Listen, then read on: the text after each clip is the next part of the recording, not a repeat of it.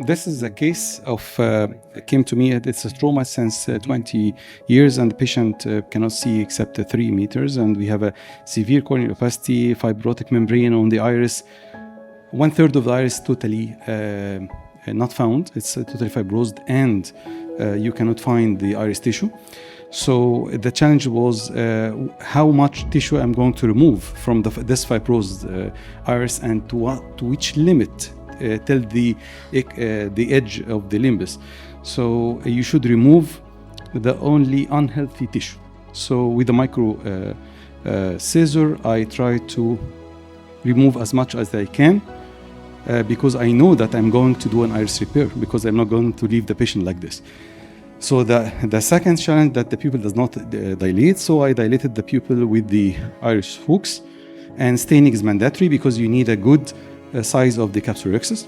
This is very important. FICO is okay, but I put a CTR because this is a severe trauma that lead to this. So CTR is mandatory even if you cannot find any subluxated lens.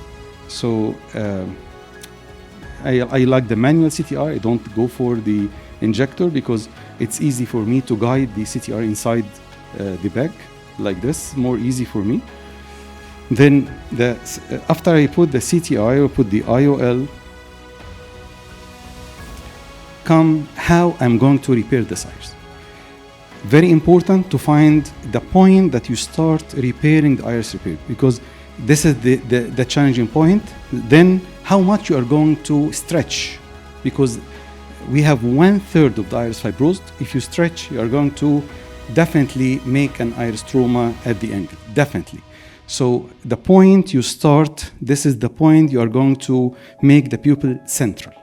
So this is from the healthy to healthy. So this is the area of the clear iris, the normal tissue, and this is the normal tissue. So this is the first knot you should take. Don't go for this. And when you try to tight, look for the angles. This is the importance, because if you stretch more, definitely iris at the root are going to be happen, the trauma. So this is the first point.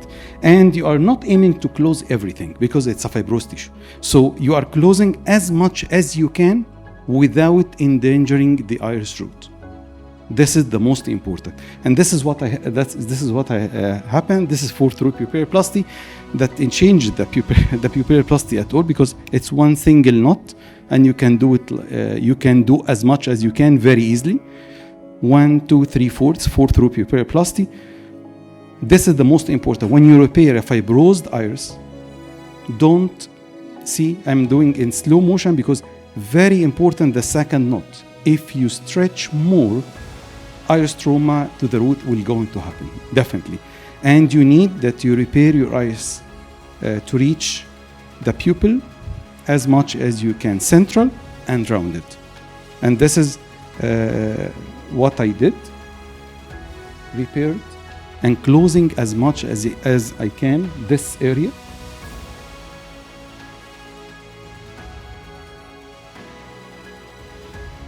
And closing the wound, as you know. Injecting subtenon steroid is mandatory in these cases, and you are going to see the post-operative results. This is the most. You are doing a lot of tissue trauma, and the follow-up is very important.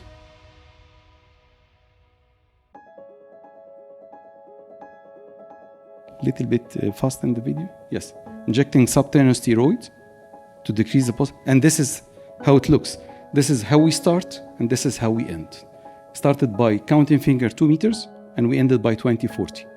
So I always say that's from dark to light, and always never lose hope. Even the patient come to you after years, you can do as much as you can, but the manipulation inside the anterior chamber should be in a very elite way, so you can succeed. Thank you so much. Never lose hope. Thank you, Ashraf, for such a challenging case. Any question to Ashraf? Sorsha. Yeah, really massive congratulations. It's a pity they didn't see you sooner than this.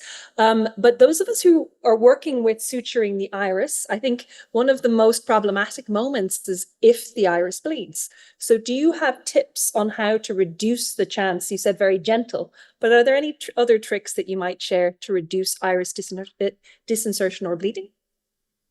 Thank you so much, Soshi. This is a very important question. And for me, to maintain the intraocular pressure good during iris repair is mandatory. So put visco cohesive before you take your iris stitch, especially if you know that this is a long-term trauma to the iris and fibrous tissue can be hidden under the iris tissue. So maintaining the intraocular pressure is mandatory by cohesive viscoelastic. Thank you. Any more question to Ashraf? Ashraf, I really like the presentation. I also use CTR without injector. I like that. I think it gives me more freedom. But I prefer the blue stain capsular tension ring, which is easily visible in some of the challenging situations. Would you consider that option, or I just get used to the transparent ones? I really agree about the blue one, but it's not available in my country, Egypt. So, but for sure, the blue color help a lot in the making the way during the capsular bag and more control, definitely for sure, Pavel. Yeah, we surgeons like the blue sometimes, correct. Okay, we don't have more questions at the moment, so thank you so much for contributing to both ACOS Europe annual meeting and to this ACOS webinar. I really enjoy that, I appreciate that, and I would like to meet you all at the next ACOS Europe meeting in next June in Prague. So I invite you, welcome you, and I hope to see you there. Thank you and have a nice afternoon. Goodbye. Thank you for the invitation. Thank you. Thank you very much. Thank you so much.